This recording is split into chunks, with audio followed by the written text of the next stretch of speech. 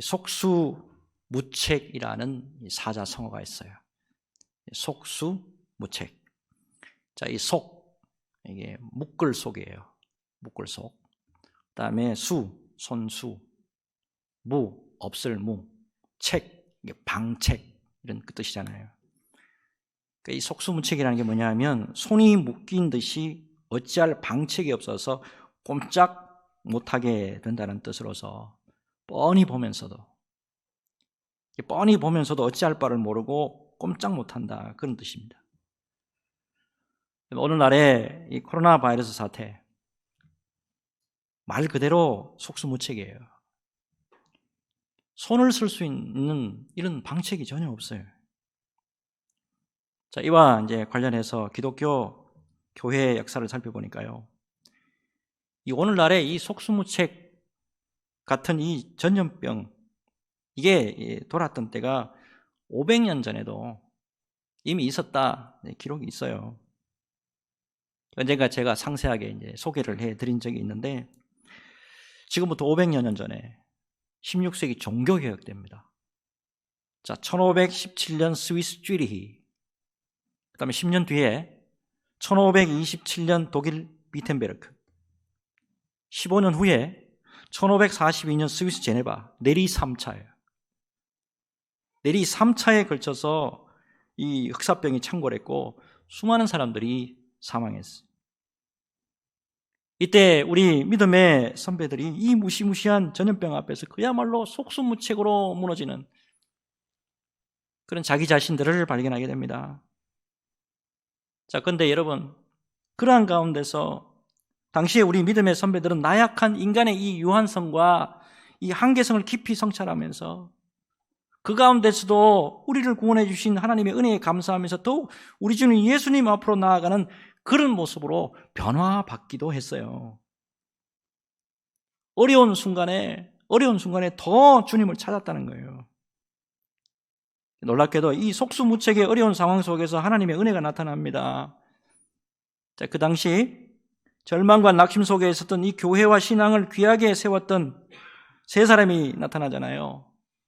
자, 마틴 루터, 즈빙글리, 칼빈. 이런 걸출한 하나님의 종이 바로 이때에 나타났다는 사실이에요. 자, 이들이 교회와 하나님의 백성들을 말씀으로 세우는 그 은혜의 역사가 있었어요. 이 대재앙 앞에 속수무책으로 무너져 내리던 그 시대에 하나님은 당신의 그 교회와 믿음의 사람들을 세우기 위해서 놀라운 은혜의 선물들을 보내주시는 역사를 계속하고 계셨다는 거예요. 여러분, 우리 인생들은 속수무책이라고 하는 이 상황에 처하게 되면 그냥 무너지잖아요. 속절없이 무너지잖아요. 그런 존재가 나약한 우리 인간이에요. 근데 우리 전지전능하신 우리 하나님은 그 가운데서도 정말이지 순금과도 같은 은혜의 선물들을 보내주시는, 그러한 가운데서도 언제나 우리를 세워주시고 붙들어주시는 능력의 하나님이시라는 사실이에요. 여러분, 새로운 한 해 2022년을 맞이했습니다. 새해를 맞이했는데도 불구하고 어때요? 여전히 어려운 상황 속에 있습니다. 자, 그럼에도 불구하고 여러분, 하나님은 당신의 약속의 백성들을 위해서 놀라운 계획을 가지고 계신다는 거. 하나님은 변함없이 우리 교회와 우리 성도들과 우리 성도들의 가정들을 위해서 일하고 계시는 신실하신 하나님이라는 사실, 이거를 믿음으로 바라볼 수 있는 저와 여러분들이 되었으면 하는 마음 간절합니다. 자, 오늘은 이러한 주제 가지고 말씀의 은혜 속으로 한번 들어가 보도록 하겠습니다. 자, 오늘 본문을 보니까 참 삶의 고난과 고통으로 말미암아서 정말이지 속수무책으로 무너졌어요. 정말이지 속수무책이에요. 욥이라는 사람이잖아요. 그죠? 자, 근데 욥은 1장의 말씀을 보면요, 1장의 말씀 보면 그렇게 비참하게 무너질 그런 인생이 아니에요. 굉장히 귀한 사람이에요. 자, 욥에 대해서 어떻게 기록하고 있나 일단 한번 봅시다. 1장 1절, 자, 우스 땅에 욥이라 불리는 사람이 있었는데 그 사람은 온전하고 정직하여 하나님을 경외하며 악에서 떠난 자더라. 그 다음 볼게요. 그에게 아들 7과 딸 3이 태어나니라. 그의 소유물은 양이 7,000마리요 낙타가 3,000마리요 소가 500결이요 암나귀가 500마리이며 종도 많이 있었으니 이 사람은 동방 사람 중에 가장 훌륭한 자라. 이뿐만 아니에요. 1장 8절을 보시면 하나님이 이렇게 인정하십니다. 이건 하나님이 인정하시는 거예요. 여호와께서 사탄에게 이르시되 네가 내 종 욥을 주위에서 보았느냐. 그와 같이 온전하고 정직하여 하나님을 경외하며 악에서 떠난 자는 세상에 없느니라. 참 귀한 사람이에요. 그런데 이 의인 욥의 삶이 비참하게 무너집니다. 그 많던 재산 한꺼번에 다 잃어버립니다. 생떼 같은 자식들이에요. 눈에 넣어도 안 아플 자식들이라고. 아들만 7이에요. 딸이 3. 10명을 하루아침에 다 잃어버려요. 거기다가 아내마저 집을 나가요. 거기다가 설상가상이에요. 자기 몸에 병이 오는데. 자, 이 발바닥에서부터 정수리까지 종기가 나가지고 얼마나 가려운지 질그릇 가지고 팍팍 긁어도, 피가 나도록 긁어도 시원하지가 않아요. 자, 또 더 있습니다. 여기에 또 더 있어요. 오늘 8절 9절 보죠.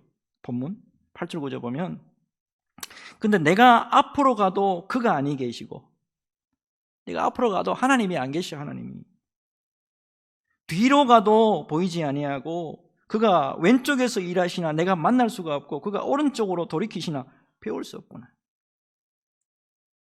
여러분, 무엇보다도 이러한 상황에서 제일 고통스러운 게 뭐냐면, 아픈 건 일단 아픈 거예요. 고난은 고난이에요. 근데 더 힘든 거는 뭐냐면 하나님도 침묵하고 계시는 거예요. 어렵고 힘들어서 하나님 앞에 예배하고 기도하고 부르짖고 하면은 하나님이 위로해 주시고 은혜로 응답해 주시면은 살 힘과 살 용기가 있잖아요. 근데 지금 욥에게는 이런 징후가 전혀 없어요. 자, 근데 이러한 상황에서 욥이 하나님의 전적인 은혜로 그의 고난과 고통 속을 헤치고 나와요. 자, 이 중요한 거는 욥기서를 다 읽어보면 절대 욥이 잘나고 욥이 진짜 뭔가 그 은혜가 있는 사람이고 진짜 능력이 있는 사람이라서 그런 게 아니고 하나님의 전적인 은혜로 나오도록 해주십니다.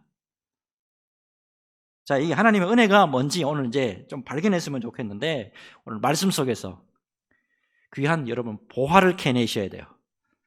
자, 이 보화를 통해서 이 한 해 동안에 능력의 미천이 되시기를 주 예수님의 이름으로 축복합니다. 자, 이제 10절 볼게요. 잘 보십시오.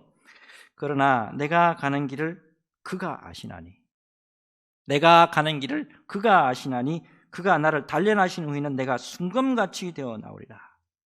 자, 여기 보니까 욥의 귀한 고백의 말씀인데, 하나님이 우리의 모든 길 가는 것을 아신다. 하나님이 우리의 모든 길 가는 것을 다 아신다. 이 고백이에요. 처음에 욥이 아무 까닭 없이 고난을 당했을 때는 너무나 당황하고 황당했을 거예요. 하나님, 이게 뭐예요? 갑자기 지금 모든 걸 다 잃어버렸어요. 자, 근데 중요한 거는 뭐냐면 욥이 그 고통만 바라보고 그 고난만 바라보면 여러분 누구나 다 무너집니다.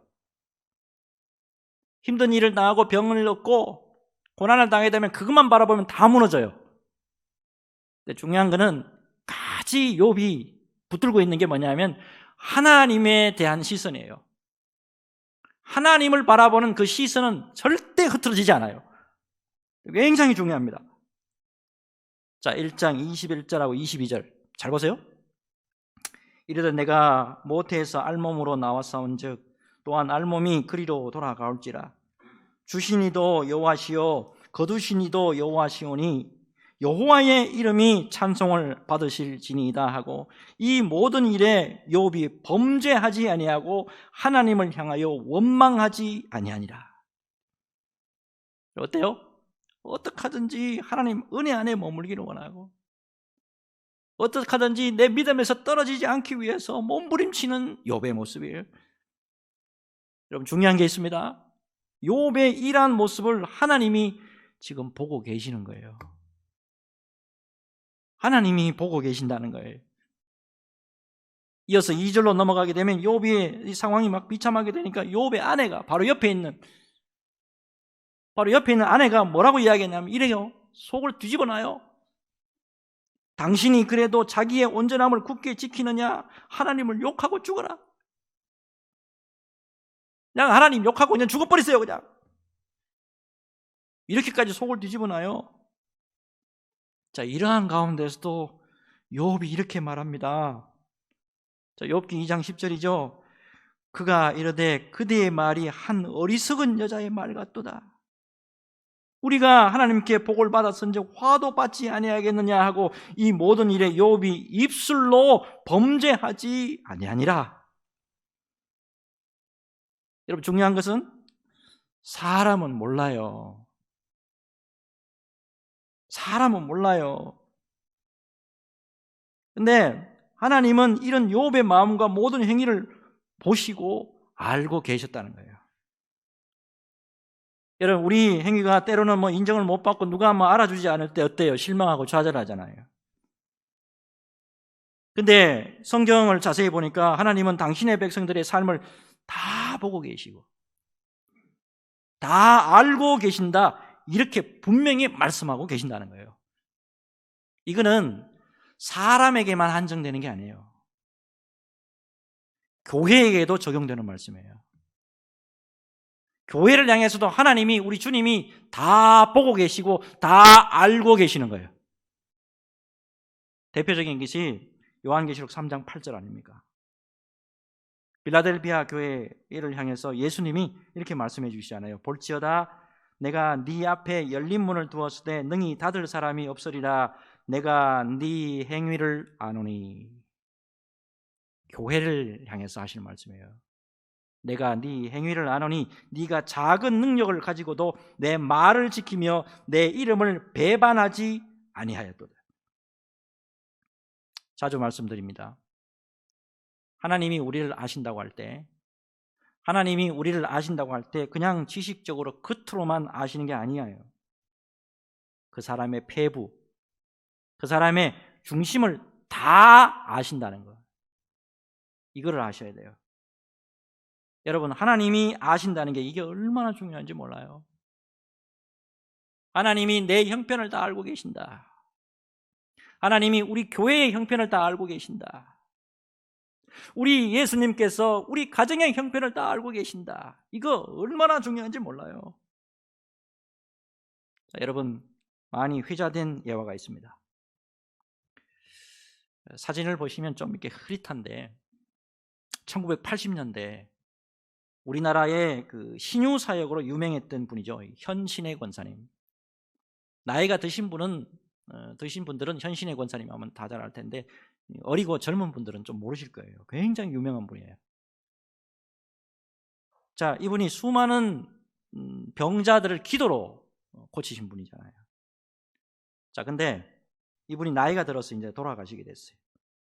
그 당시에 사람들이 대부분 다 이분 이제 죽었다고 생각하고 장례 준비했습니다. 근데 이분이 갑자기 다시 살아나셨어요. 자, 다시 살아나신 것도 굉장히 놀라웠지만 이분이 죽은 상태에서 보았던 천국 이야기, 이게 굉장히 충격적이었어요. 현신의 권사님이 죽어서 천국 길을 가고 있는데 거기에 앞에 커다란 문이 하나 있고 그 앞에 하얀 옷을 입은 분이 한 분 서 계시더래요. 자, 권사님은 한눈에 그분이 예수님이시다라는 것을 알 수 있었습니다. 반갑게 인사했습니다. 예수님 저 왔어요. 현신이에요. 주님 앞에 소리를 치면서 인사했어요. 그런데 주님이 현신에 하시더니만 고개를 흔들며 잘 모르겠다고 하시는 거예요. 권사님은 우리 예수님께서 놀리는 줄 알고, 예수님이 날 놀리는 줄 알고, 예수님 저 현신이에요. 서울의 서대문 근처에서 제단을 쌓고 늘 주님의 이름으로 사람들 병을 고쳐주던 그 현신이에요 라고 소리칩니다. 근데 예수님이 그 이름을 도무지 모르겠다라고 하시면서 자기가 이름을 알지 못하는 사람은 이 천국문을 통과할 수 없다라고 매정하게 말씀하십니다. 당황스럽죠? 분명히 예수님이 나 알아줄 줄 알았는데, 분명히 내가 유명한 만큼, 내가 알려진 만큼 예수님이 나는 알아주실 줄 알았는데 모르신다고 하니 막막해진 권사님이 돌아서려고 하다가 이왕 여기까지 온 거 자기가 알고 있는 다른 사람들의 이름을 이제 대기 시작합니다. 예수님, 그러면 조영기 목사님 아세요? 예수님이 이렇게 말하십니다. 조영기? 도무지 모르겠는데. 그러면 예수님, 한경직 목사님은 아세요? 예수님이 기억을 더듬더듬 하시더니만 이름을 떠올리면서 조금 알 것 같아, 이렇게 말씀하시더래요. 결국 그렇게 해서 천국문을 통과하지 못해서 다시 돌아올 수밖에 없었다는 거예요. 이 이야기를 듣고 모두가 충격에 빠졌어요. 현신의 권사님이나 조영기 목사님 같은 분도 예수님이 모르신다 그러는데, 나같이 미약한 사람, 나같이 이렇게 제대로 일도 못한 사람, 예수님이 내 이름을 알고 계실까? 그렇다면 누가 천국문을 통과할 수 있나? 두려워지는 거예요.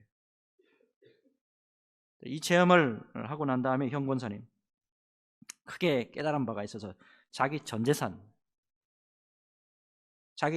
다 틀어서 충현교회 북한 선교원 여기에 다 헌납합니다. 그리고 그 다음에 예수님께 그 이름을 물어봤던 그 목사님들 다 찾아가서 제가 사실은 그동안에 이런 경험을 했었습니다라고 고백을 드리는 거예요.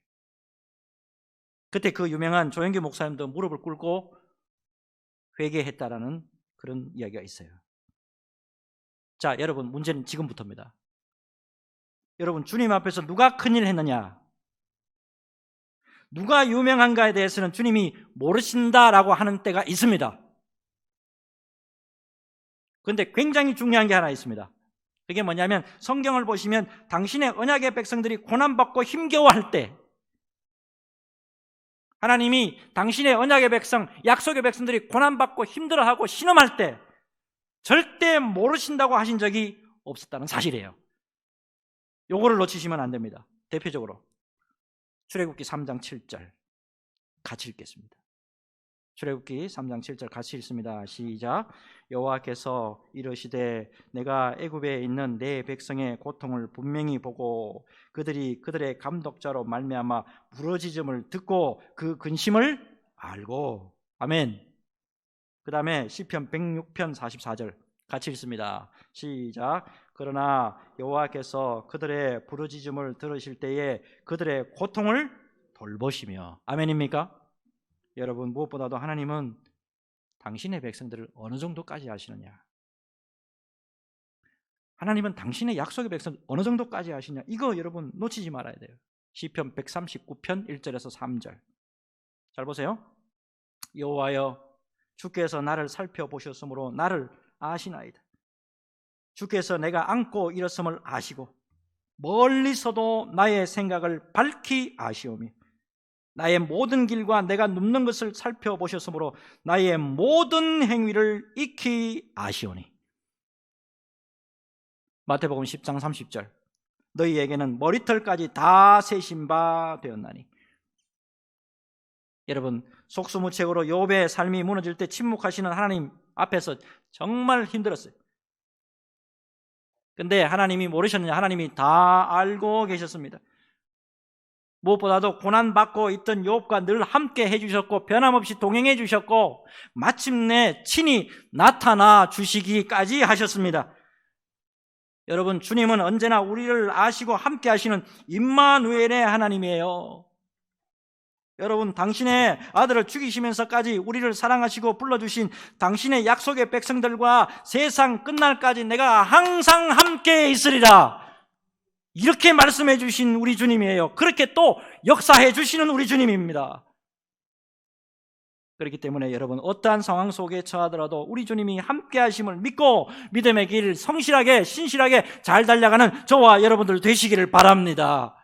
이 은혜로 여러분, 한 해 믿음의 주여 온전하게 하시는 우리 주님만 바라보고 믿음의 반석 위에 든든하게 세워주시길 바라고, 이 믿음 가지고 주님과 동행하며 승리하시기를 주 예수님의 이름으로 축복합니다. 다음 말씀 봅시다. 자, 이제 속수무책으로 삶이 무너졌는데, 자, 욥의 특별한 자세가 있어요. 자, 그래서 욥이 동방에서 가장 훌륭한 자인 것 같아요. 자, 13절하고 14절 잘 보십시오. 13절 14절. 그는 뜻이 일정하시니 누가 능히 돌이키랴. 그의 마음에 하시고자 하시는 것이면 그것을 행하시나니 그런즉 내게 작정하신 것을 이루실 것이라. 이런 일이 그에게 많이 있느니라. 13절에 그는 뜻이 일정하시니 그랬죠. 이게 뭐냐면 우리 하나님의 불변성과 주권성, 하나님이 절대 변하지 않는다는 거예요. 그리고 하나님은 주권적으로 역사하신다는 거, 이거를 인정하는 고백이에요. 그 다음에 보니까 그의 마음에 하고자 하시는 것이면 그것을 행하시나니 그랬어요. 이게 무슨 뜻이냐면 그분은 마음에 원하시는 무엇이든 다 하시나니, 그분은 마음에 원하시는 것은 무엇이든지 다 하시는 전능하신 하나님이라는 거예요. 그리고 14절 보니까 그런즉 내게 작정하신 것을 이루실 것이라. 내게 작정하신 것을 이루실 것이라.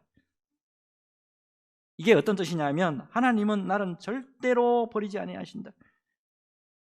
지금 내가 당하는 이 고난이 어떻게 온 건지는 몰라서 당황스럽지만, 그러나 하나님이 뭔가 이 고난을 통해서 나에게 작정하신 것이 있을 텐데 분명히 합력하여 선을 이루실 것이다. 여러분, 우리에게도 이런 믿음이 반드시 필요할 줄로 믿습니다. 무엇보다도 여러분, 의인은 고난이 많아요. 예수 바르게 믿으려고 하고요, 신실하게 직분 감당하려고 하려면 고난 많아요.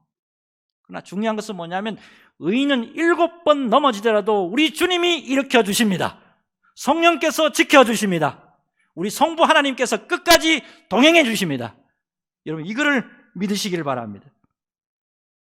여러분, 무엇보다도 오늘 말씀에 있어서 이 마지막 메시지가 굉장히 중요합니다. 여러분, 이 속수무책으로 우리의 삶이 무너지는 거 우리도 경험하잖아요. 하지만 중요한 게 있습니다. 그 속에 하나님의 놀라운 의도가 있어요. 우리를 생각지도 못한 구렁텅이에 빠뜨리기도 하고 힘들기도 하고 눈물의 골짜기로 걸어가기도 하시지만, 그러나 그분이 놀라운 계획을 갖고 계시고 놀라운 의도를 갖고 우리를 그곳으로 보내신다는 사실이에요. 여러분, 다시 10절을 다시 보세요. 10절 다시 보시면 그러나 내가 가는 길을 그가 아시나니 그가 나를 단련하신 후에는, 그가 나를 단련하신 후에는 내가 순금같이 되어 나오리라. 여러분, 욥기 전체서를 딱 읽어보면 욥이 무슨 죄가 있고 허물이 있어서 비참하게 무너지는 게 아니죠. 여러분, 하나님의 놀라운 작정이, 또 다른 작정이 있어서 친구들도 모르는 작정이에요. 옆에 있는 와이프도 모르는 작정이에요. 내 주위에 있는 사람들이 모르는 작정이에요. 일가 친척 부모도 몰라요. 의인인 욥을 더욱 성숙하게 믿음의 사람으로 만들려고 하시는 하나님의 놀라운 작정이요. 여러분, 무엇보다도 욥을 하나님께서 속수무책에 이 고난 속으로 밀어 넣으시고 순금같이 성숙하게 만드시고자 하는 모습을 볼 수가 있잖아요. 여러분, 여기서 단련하다 나오죠. 자, 오늘 그 10절 다시 보여주세요. 이 단련하다를 영어 성경으로 뭘로 번역이 되냐면 테스트, 이렇게 되어 있어요. 자, 이렇게 번역이 되어 있어요. When he has tested me. When he has tested me. 그가 나를 테스트하실 때, 그가 나를 테스트할 때, 이 테스트 용광로에 비유됩니다. 용광로. 여러분 잘 아시다시피 용광로 여러 번 들어갈수록 금 같은 경우에 더욱 순금에 가까워지잖아요. 여러 번, 그것도 여러 번 들어갔다가 나오고, 그렇게 하나님이 하시잖아요.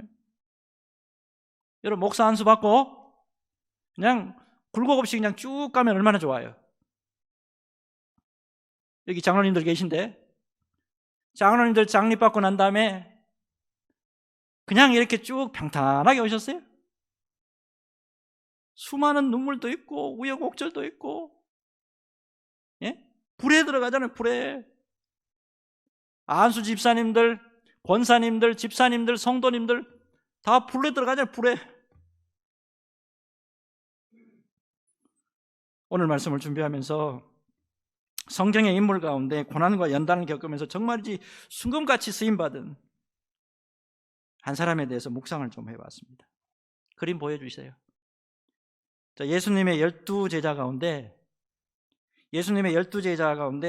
다혈질 인성의 대명사예요. 성경 전체 인물 가운데 다혈질 하면 베드로예요. 베드로. 자, 이 베드로 사진 계속 그 그림 보여주세요. 계속.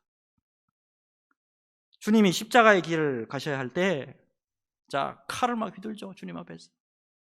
지금 이 장면은 말고의 귀를 자르는 베드로의 모습이에요. 칼 막 휘둘면서 자신이 죽지 못한 이거 다혈질, 가감 없이 펄펄 살아있는 거 다 드러내요. 자, 근데 예수님이 십자가에서 돌아가시고 난 다음에 불로 들어가죠. 용광로 들어가잖아요. 한때는 그러잖아요. 주님, 내 주님이 감옥에 가신 데도 따라가고요. 주님이 돌아가신다 그러면 거기도 갑니다. 내 곁에는, 당신 곁에는 내밖에 없을 거예요. 이렇게 또 하는 사람이 있더라고. 딴 사람 다 떠나도 나는 안 떠납니다. 그런 사람이 있는데 완전히 무너졌죠, 베드로. 예수님이 찾아가셔가지고 3번이나 찾아가셔서 안 일으켜줬으면 이 사람 못 일어나요.